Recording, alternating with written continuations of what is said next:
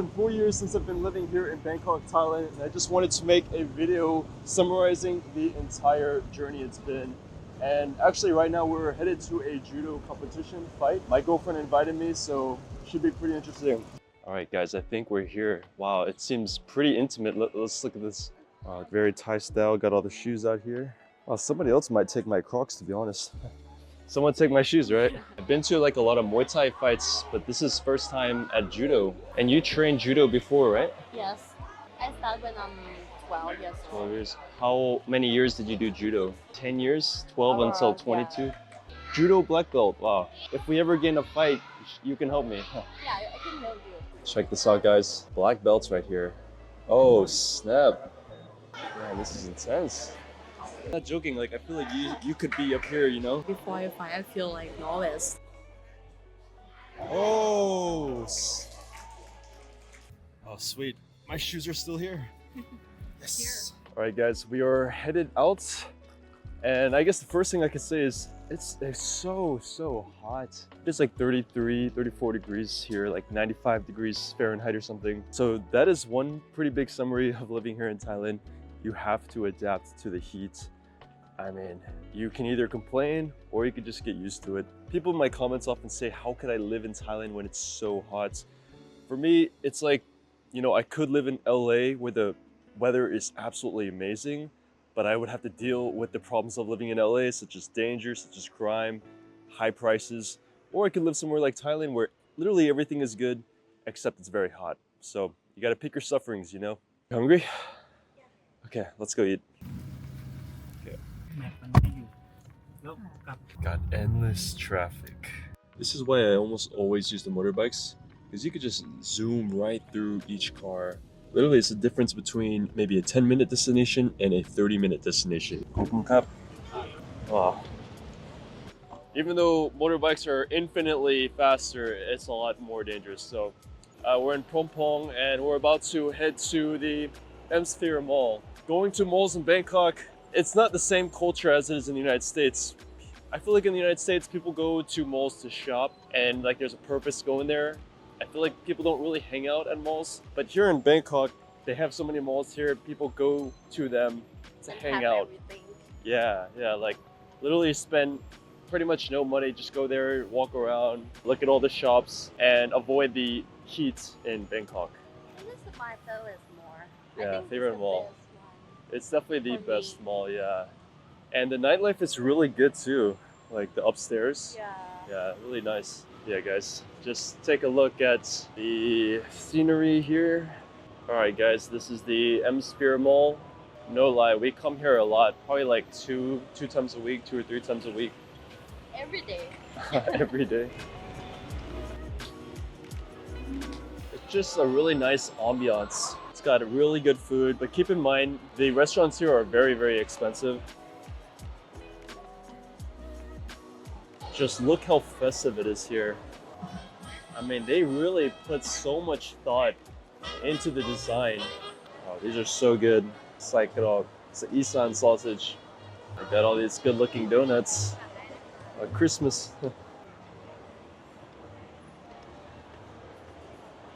So while we're looking for a restaurant, the first thing I want to talk about for the summary of Bangkok is there was a tremendous difference between living here and being a tourist here. Absolute night and day difference. This is Gordon Ramsay's restaurant right here. It's your Gordon Ramsay. Wow, I don't know what this is, but it looks so good. Just look at this festivity, guys. I'm telling you, Bangkok is so world class. Like, this is more impressive than New York City. I'm telling you, every day I'm just like so impressed with Bangkok. This is what I meant by mall culture being different here. You don't just come here to shop, you come here for the vibe, for the ambiance, for the energy. Like a taco. Tripod. This is really good. So this is about 90 baht.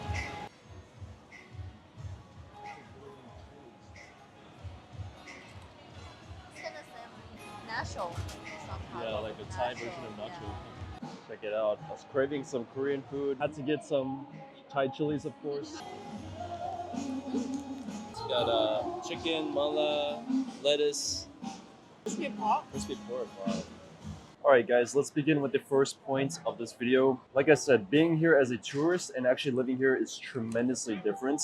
When you're a tourist at a place and you only have like a couple days or a week or maybe even 2 weeks, your main objectives are touring all the hotspots. But when you actually live here, your day-to-day is pretty chill. Whatever your niche interests are, they have them here. You can do whatever you want here and you can find your community. Do you think Bangkok is very expensive? Not too expensive actually.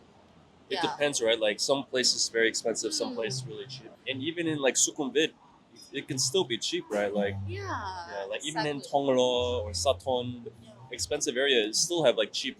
Yeah, exactly.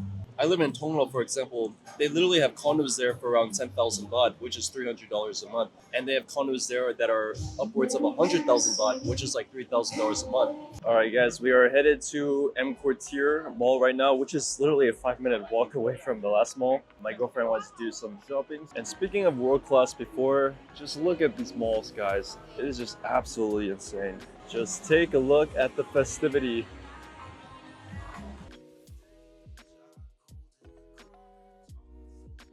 My girlfriend is about to go to Sephora, which means I've got to wait for like 30 minutes. I just decided to step outside while my girlfriend is shopping. But to continue with the first point I made, the reason why it's so good to actually live here is because it's like the perfect base for all of your needs, for relationships, for your friends, for dating, for cost of living, for the food, for the culture, for all the reasons which I'm going to be continuously saying throughout this video. There's no compromise. The only compromise is, I mean, it's hot here, it's got some pollution. Some things like the infrastructure, some of it might not be as up to par as like America, for example. Other than that, it is almost perfect here. It really is. And I travel quite a lot. I travel like once every month, once every 2 months. I'm always thinking in the back of my mind, could I live anywhere else? And I'm like, not really. And I know some people might say, oh, it's so great to live in Bangkok because I have money. Well, the thing is, I don't agree with that because I would never want to move to Tokyo, Japan, or New York City, which I did move to New York City a couple of years ago, actually. The reason is because money is not the only thing that matters. You can have all your financial needs met, but still not be happy. You know what I mean? And you can have people here in Thailand that, you know, they might not make a lot of money, but if you ask them if they're happy, they are genuinely happy because of the relationships, because of the culture, because of the peace, because of the environment. These are the most important things when it comes to a location, right? That's why I can really see myself living here forever. And another huge difference between being a tourist and actually living here is the sense of community and the sense of relationships you make. If you're coming here as a tourist, you don't really have any friends or you don't really have a sense of community.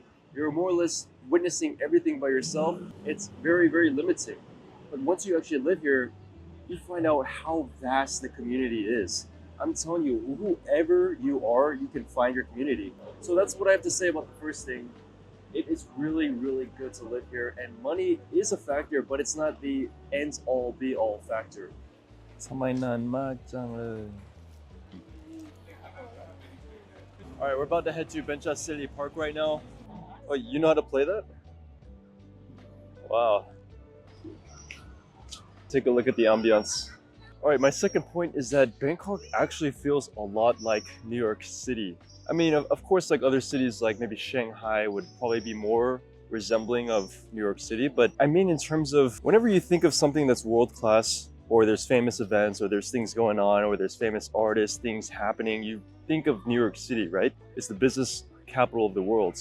I feel like Bangkok is that city where everything is happening. There's a handful of cities in this world where there are big things going on, newsworthy things. I feel like Bangkok is a part of that conversation. For example, the other day there was a Rolling Loud concert where all the famous artists were, and they have the Asian convention here. And another reason why I think that Bangkok feels a lot like New York City is because there's just so much to do here, and it's so multicultural. There's people from literally everywhere. They have the world's largest Chinatown here. you have so many diverse communities. You have like a Muslim kind of Middle Eastern community here. You have a huge Japanese community here. You have a bunch of Koreans and Chinese people here. You have obviously a lot of Americans, obviously a lot of Europeans, a ton of Russians. I mean, literally, it's so diverse. Like, for example, last week I went to Seoul, Korea. The moment I got off the plane, I was in the airport, going through the city.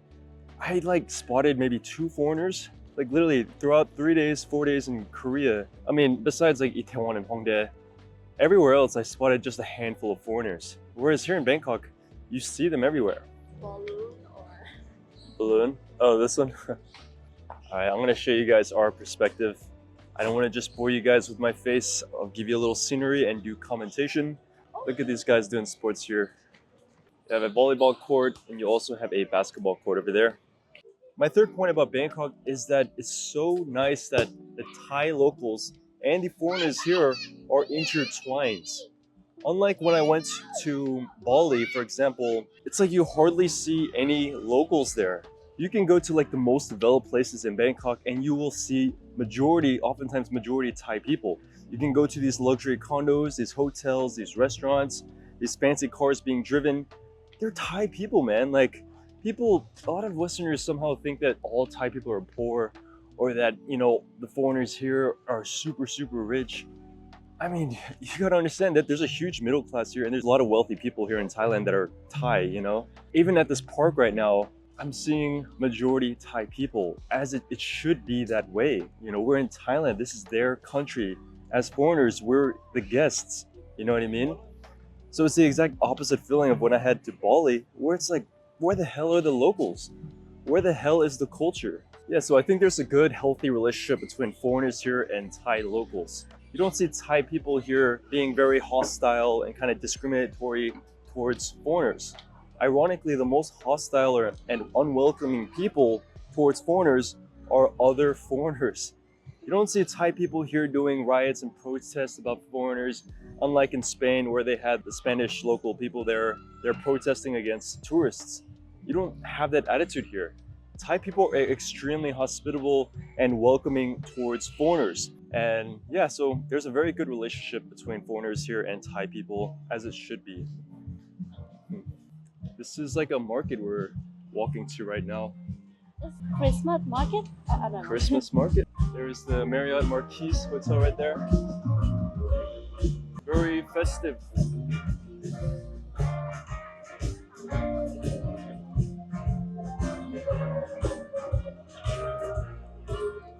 Oh, this is nice. Moving on to the next point is that Thailand is just unbelievably developed. Specifically talking about Bangkok, it's so hyper developed, I feel like. That's not just my point. My point is that it's modernized, it has a bit of Western influence, but it also stays true to its culture. You can see these massive Western hotel chains and these beautiful grand architectures and these mega malls and these luxury brands, and right next to them you'll see a temple. There's just like something beautiful about that. The Thai culture is very strong and it rubs off on all the foreigners who live here. A lot of foreigners who might be stuck in the rat race and trying to climb up the ladder and just really pursuing this, kind of hustle nature, kind of like me. When you come here, you just realize you could just chill. Like the Sabai culture of Thailand rubs off on you. The more foreigners come in here, the more Western amenities and Western influences, the culture still stays strong, which is so important, When you come here, you see so much Thai pride. If you ask the Thai people, almost all of them love their country. They love that they're from Thailand. They love Thailand itself. They love the culture. Yeah, how would you describe Thai culture? Many Thai people believe in Buddha. Buddhism. Take care of each other a lot. Mhm. And respect older people. Oh yeah, Yeah. seniority. Yeah. Yeah, something like that. Like have to say somebody to older people. If I go to work. Yeah, or if you have to every- bow, right? Yeah, every people older than you. Yeah. And- A lot of things about the Thai culture are seen everywhere. For example, Thai people will ask each other, "Kin kao lu yang," which means, "Did you eat yet?" Why do people say "Kin kao lu yang"? Why do people say that? It's because when we say "in Korea," it means we want to say like how are you? So we just say like กินข้าวหรือยัง feel like I would take care of Yeah. you. Cute though. Yeah, it's a kind of cute, you know. It's like they care for you. Like, Yeah. you know, in America they ask how are you, but they don't really mean, they're not asking you how are you, jing jing. You know, they're just saying like, oh hey. But kin kao lu yang, it's kind of more intimate, more Yeah. close. So yeah, that's just one example. Another thing is seniority is really big here, respecting your elders. Krengchai, right? Oh yeah. How Krengchai, to right? say it in English? Krengchai is like being considerate or like not wanting to confront anybody. Don't want to cause problem, you know. Yeah. Thai people like that. Like, can you give me an example of krengchai? If I want something and then it's so expensive to me, and then you say, "Oh, I will buy for you," I say, "Oh, it's okay, it's okay." Oh, like it's okay, Yeah, it's okay. Or if we eat together on the first date, and then you will pay for everything. I don't want you to pay for everything. We can do half, or I can pay for you, something like that. I just feel like anxiety. So like, let's say we have our first date. I'm pretty sure I paid for everything, but would you have paid for 50-50 with me? Like on our first date, would you have paid for the food too? Or Yeah, let's say that the check is 1,000 baht, you will pay half. pay half of it, really? Yeah. Yeah? Even if it's Yeah. like first date, you will want to pay half Yeah. because of like krengchai, right? Yeah. Another thing about Thai culture is like the family, right? Yeah, it's very small, like about the family, because Is that a turtle? Yo, I came here last time I filmed the video. I saw the same exact turtle. Is that a turtle, right? It's a turtle. I want to see a hia. And I guess the last thing I want to emphasize is that Thailand would definitely not be as good as it is if I didn't have a relationship and if I didn't have friends here. So this was an overall kind of summary of everything I've learned and really like about living here in Bangkok, Thailand. Let me know your thoughts in the comments below. And if you're seeking to actually move out here and you're interested in getting a remote work job, then check out the link in the description. Follow me on Instagram, and we'll see you guys in the next video. bye.